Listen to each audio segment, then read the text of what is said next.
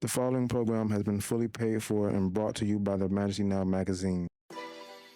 You might end up in a magazine, or you might end up on TV. One-on-one with J. Carroll. When you slide through the Majesty, and we gon' show the world that we the latest, and we gon' show the world that we the biggest. One-on-one with J. Carroll. Ain't nothing bigger than the Majesty. Yo, tell me your story and I'ma tell the world. Get it off your chest, baby, don't hold it in. The Majesty Now magazine, royal expose to the nations. Do you desire to be featured in one of the nation's premier magazines? Contact Majesty today at www.majestynow.com. Majesty has excellent spots at excellent pricing. And yes, Majesty will expose you in a royal way. Hello and good day. I thank you all so much for tuning in to the J. Carroll Show. We are having an exciting time here at Majesty Studios. I tell you, whatever you may have a story to tell, a business, a book, whatever it may be, whatever your specialty is, we welcome you to come to the J. Carroll Show. We have a very, very special guest, my co-host, Prince Henry. He have some phenomenal things going, and he has a special guest today to present to you. So I'm going to turn everything over to Prince Henry at this time. Hello, world. It's Prince Cuts again, where you come in looking like a prince and you leave feeling like a king. Today I have a special client in the building, one of my top favorite persons of Waycross. He has a lot going on with the community. He's a businessman. And that, with that being said, I would like to let my client introduce himself. My name is Danny Mitchell. I'm the owner of Popbellies Seafood Steak and Grill. Y'all come down to check us out at 1159 Austin Davis Parkway. I want to thank Prince for inviting me along with Miss Carroll. We appreciate it. Appreciate everything that y'all do for the city as well. Thank you. Yeah, we're just gonna bring you in the world of Prince Cuts for a few minutes. First thing I like to do is definitely speak to my client by name. How you doing, Mr. Danny? Doing good. The next thing I like to do is ask him what he getting. What we be doing today? I'll be getting a trim on my beard, looking like a king. Yes, sir. He's came in looking like a prince and left feeling like a king many a times. And I appreciate the continuous business. So with that being said, we're going to jump right into it. Me personally, I like to cut with gloves on. It gives that professional look. It gives, I don't like all the hair in my nails either. So we start off putting them gloves on. I got to blow out. Excuse me.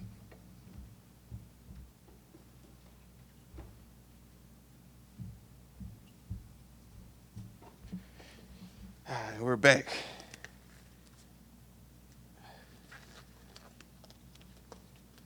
So first thing first, after I put the gloves on, I like to give my clippers a thorough cleaning.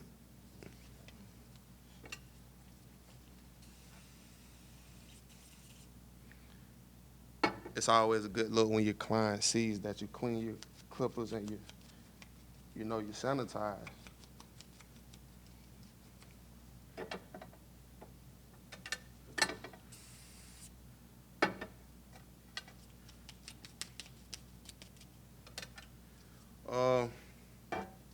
After I get my clippers and stuff all sanitized, I like to read the room with my customer and see where his temperature at. I like to ask how he doing. I might start a little conversation, and depending on what he say, I know if he want to talk or he just want to relax. So, how your day been? Wonderful. Oh yeah, Yes, working hard or hardly working? Working hard. Yeah, we get right in. On this cut right here, he just gets a bald head with his beard shaved, so I only needed 2 clippers out of my archive. If you want to be a good barber, man, you got to show confidence. even with purchasing new clippers and trimmers, it always feels good when you bust that new clip out the pack and get to work. Another good thing to be a good barber, you have to be available. I mean, you count on everybody else's time, but you can make your time. Me personally, I like to get in the shop around 10:30, and I won't leave about 7. Special situations come up, I do be available, before 10:30 and after 7. It's just I do like to charge an extra fee if you're trying to contact after hours.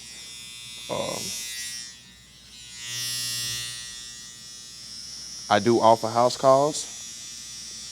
Traveling fee does apply.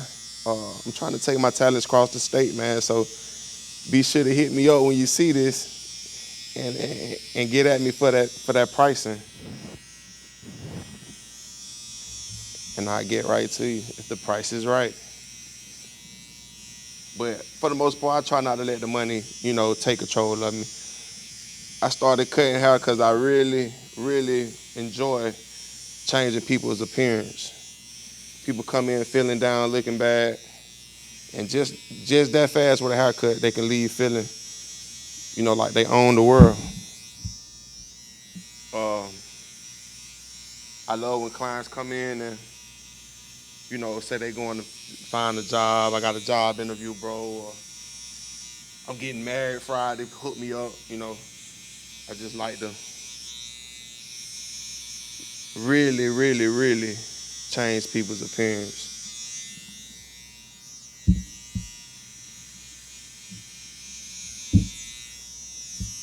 See, clients like Danny, I usually try to pick his brain. He's a very smart man and very business structured. But I know he be busy, so sometimes I just let him come in the chair and I don't talk his head off. I'm tired today, Fred, man. Just go do this little bald head and get me out of here. And I feel him. Like I said, I'm good at reading the room. And if the customer want to talk, trust me, you have to tell me, all right, bro, let's get to work. We done talked enough. I get carried away sometimes, so.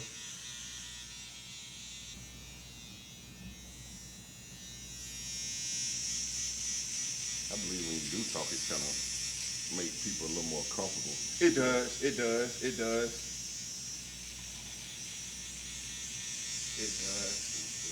When I cut that music off as well, it's like it gives the floor to people that want to talk. Yeah.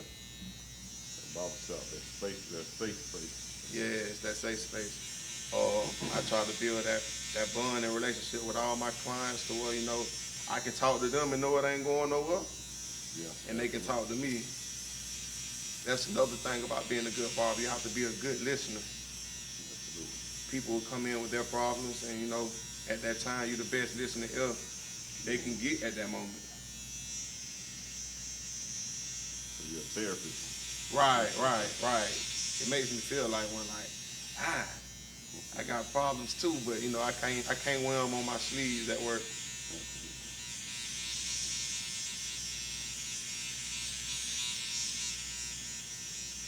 Fun fact, and this why this interview is so special. Fun fact: my first barbershop that I ever worked in, it was because of Danny. Danny owned the shop right there on Tebow Street, which is still running. Get them in, get them out. Shouts out to them.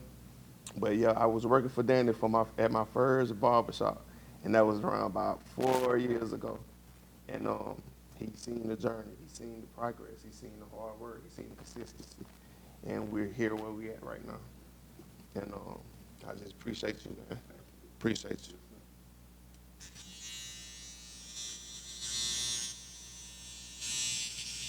It's always good when you run into a customer that you met when you first started, and that's doing anything. Cooking, I'm pretty sure you done ran across a few customers when you first started, like, hey, but you done came a long way. I'm one of them. I'm pro Popbellies. When people come through the shop, they say they stomach hungry. I say stop by Popbellies. We appreciate you too. Yes, sir. Every chance I get. Every chance I get.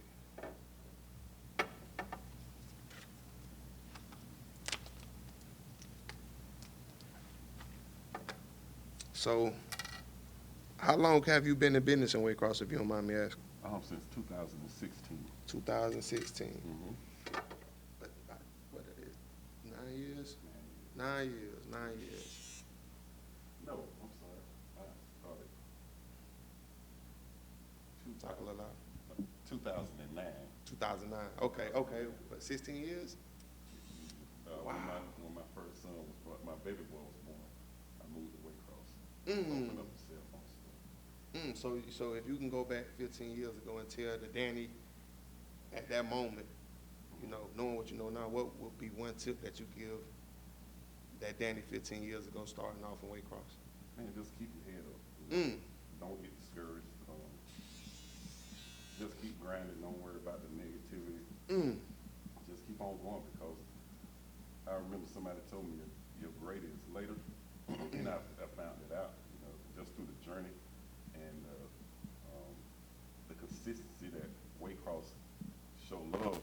It's like I came and I didn't know nobody but the family I moved over here with, and just to see all the people that I know now, and just the continuous support, that they give is like, I never forget that statement. That's real. That's real. So being a customer of mine, and I'm gonna add this on camera. Is there anything as a barber I can do better? Yeah, I think one thing is to be everywhere, right? Because like if I don't go to your Facebook page, I may not see you, and you got great talents. The Bible say, "Why light a candle and put it up under the bed?" So you just shine, just keep on shining. I mean, go every person in Waycross should know you cut hair, and that'll be your only thing. And that's good and bad, because the bad part, then I can't get in the chest. I know that's right. Unless you're skipping the line. Yeah. But thank you, bro. Thank you for that tip. Thank you for that constructive criticism. Marketing. Yeah. I need to be head over heels on my marketing. Get everybody. I appreciate that. Absolutely.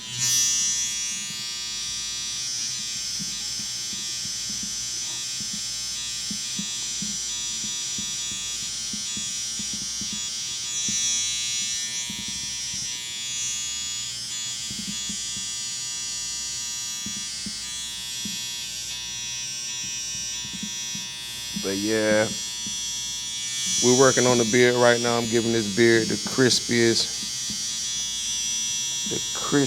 tape I can muster. I oiled my clippers up real good, cleaned them up last night. I want him to feel like Rick Ross when he leave here. You hear me? The boss.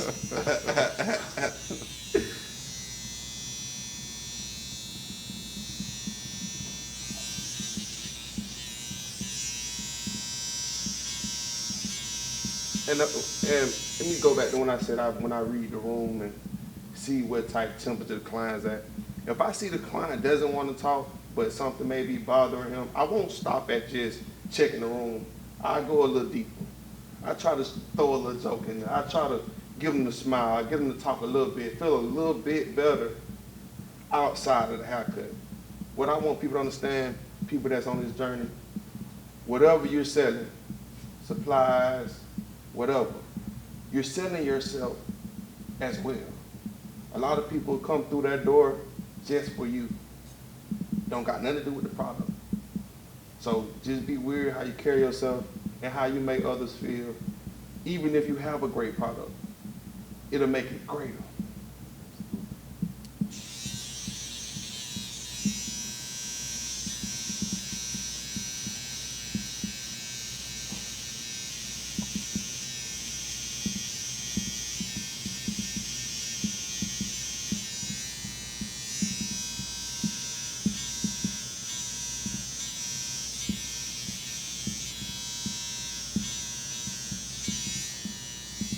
I remember when I first started cutting hair, on a serious note, I was working for a guy, a construction guy.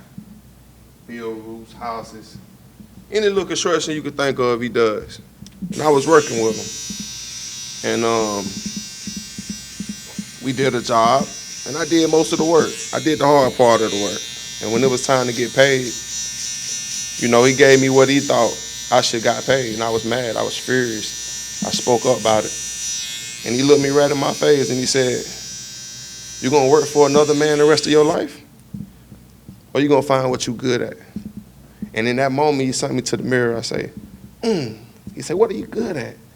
You can't be good. You can't be the best handyman, the second screen handyman for the rest of your life, working under me."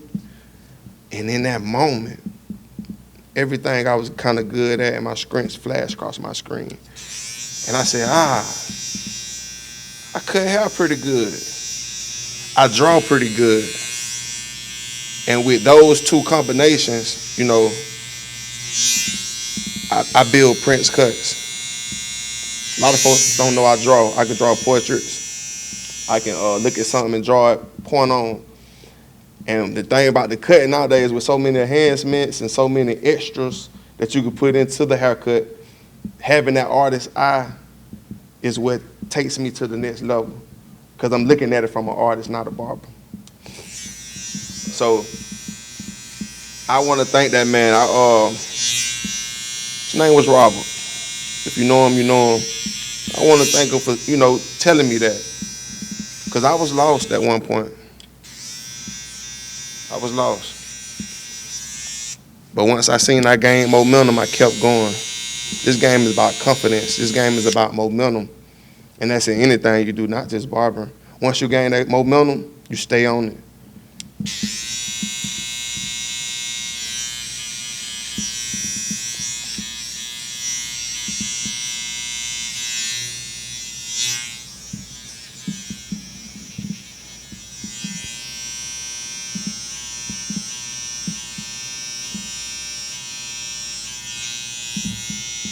When God has a purpose for you, it don't matter if you don't understand it. It doesn't matter if you think that you're better at something else than this. When it's meant, he will sit you down and show you. I ran from cutting hair. I've been knowing how to cut hair since I was probably about 15. I never took it serious.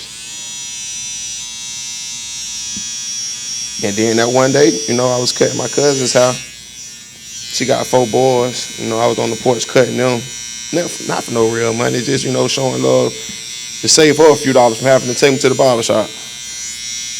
And I was cutting them, and somebody rolled by and said, "Hey, how much you charge?" I didn't even have a price to tell them. I didn't even know what to say. I said, "Man, give me $7." And just like that, from that $7 haircut, it hit me. Hey, you should try to do this every day. You're not working. They fired everybody for COVID. You're sitting around looking pitiful. Get up. Get up. And make it work." So everybody that's been part of my journey, man, I thank you if you've been there from the beginning, like the Dannies, and you know, if you jumped on midway or you just not catching on, I appreciate you. You know, you're always welcome at Prince Cuts. Come see me. You're gonna come in looking like a prince, leave feeling like a king.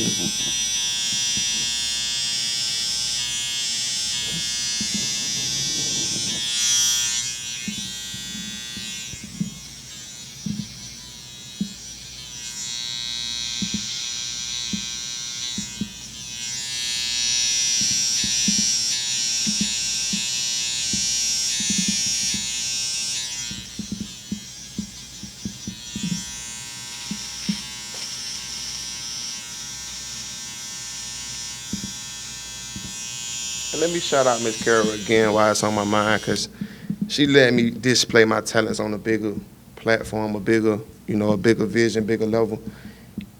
And I appreciate it so much, so much.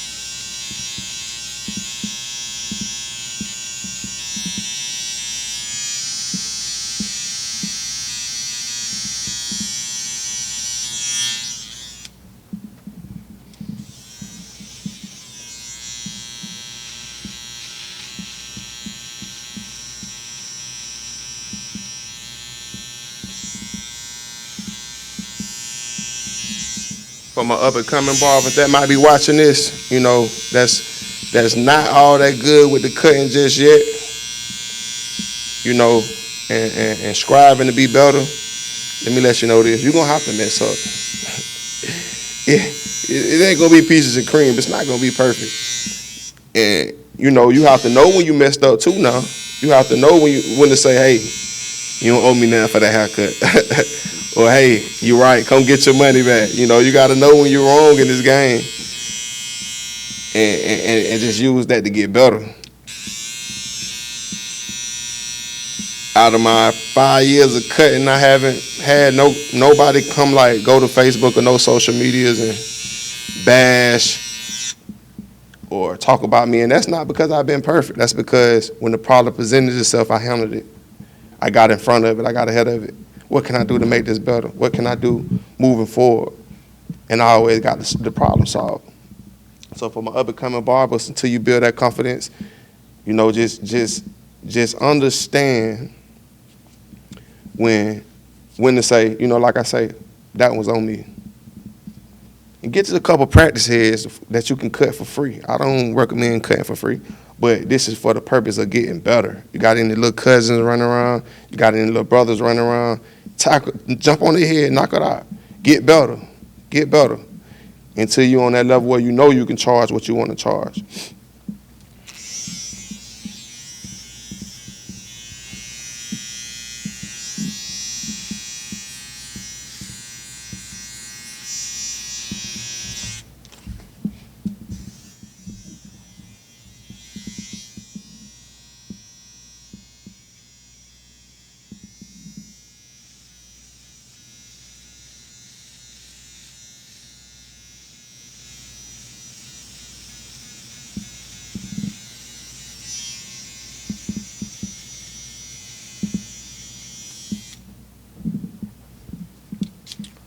Yeah. Shouts out to my granddad too, man. R.I.P. He's passed and gone. But, you know, my granddad ain't do nothing before he left. He put these in my hand. I tell this story all the time. My granddaddy used to get a bald head. And he said, heck, son, I'll let you make them $10. He went and bought us some clippers and say, man, just bald head me. Like I say, I was around about 12 or 13. And, you know, that light just clicked on in my head as a young kid. I said, you know, instead of me just cutting a straight bald head, let me try to do a little design. Let me try to tape them up. Let me try to, you know, find out how to fade, you know. So I went to practicing on my granddad, and he don't care because he getting the bald head at the end of the day. And that's when it really just stuck with me. I always played with the clippers after that, but never took it serious. But shouts out to granddad, man. I know he watching right now like, yeah, boy, ain't you glad I put him in your hand? And I am, because it's opening doors. It's opening doors and I'm walking through them. They not just opening and just, I'm on the other side. I'm actually walking through them.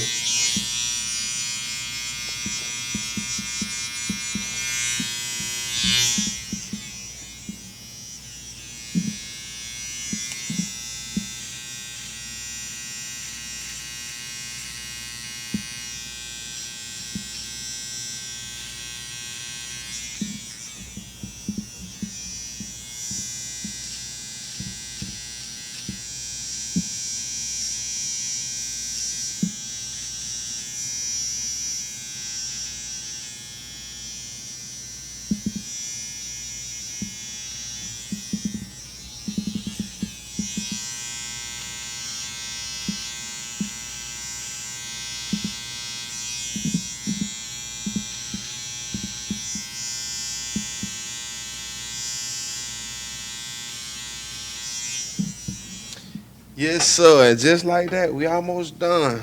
His beard don't take that long. He just get it lined up, and he usually have his bald head done when he come see me. I appreciate you having time out your busy day to come through for me, though, Danny. Yes, sir. It means a lot to me. Absolutely. Appreciate y'all inviting me. Yes, sir. See, when people see you got, you know, you doing the right thing, folks will start what they doing out their busy day. They help you. And if there's any way I can return that favor, Danny, you be sure to let me know.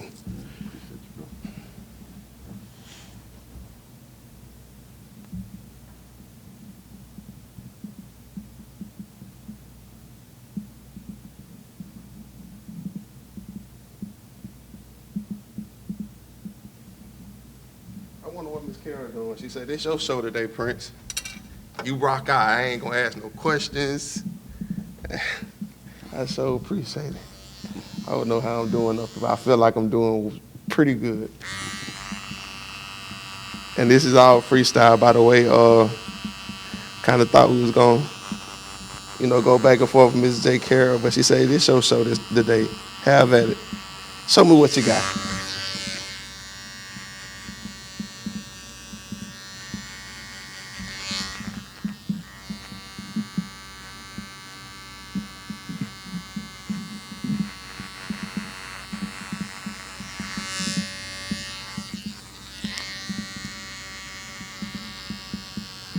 Another thing about being a good barber, you have to update the equipment. You can make it work with anything you use, but you'll feel better once you start spending your money on equipment and better supplies. You'll cut a whole lot better.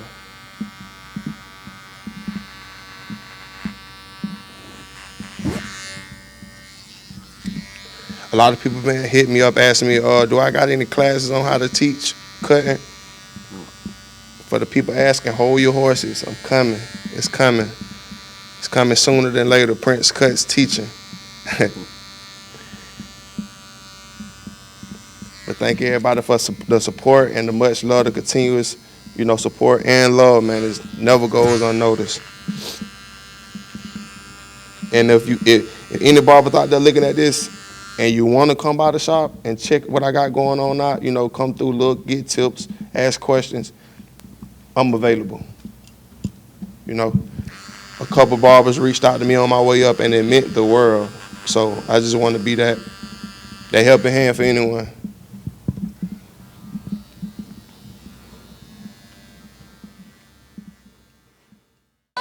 One-on-one with J. Carroll. When you slide through the majesty, and we gon' show the world that we the latest, and we gon' show the world that we the biggest. One-on-one with J. Carroll. Ain't nothing bigger than the majesty. Yo, tell me your story and I'ma tell the world. Get it off your chest, baby, don't hold it in.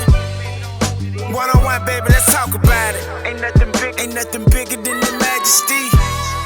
Yeah, hey, let's talk about it.